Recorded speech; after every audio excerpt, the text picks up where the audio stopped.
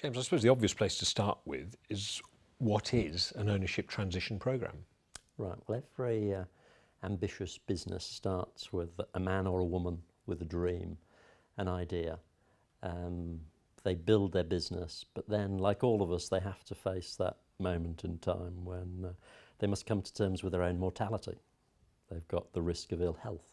So they need to plan for the transition in ownership of their company. And if they don't plan, things will not go well.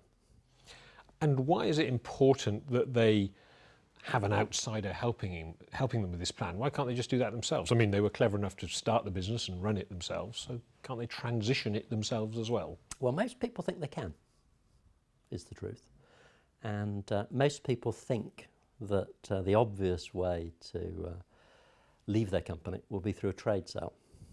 But often there are other alternatives that might be better for them. So the starting point is one really has to understand their personal circumstances, their objectives, what it is they want to achieve. And it's only once you've got that information that you can then help them, guide them with the alternatives that are available, some of which may not be that obvious. And armed with that information, you can give them that top-level strategic legal advice so they can plan their exit. And it may be that plan has to take place over a number of years. And why then is it a good idea to come to somebody like you to get that advice? Well, because we are specialists in ownership transition. We've got lawyers who've got many years experience. I've had over 30 years as a corporate lawyer. We've seen the things that go wrong without really good planning.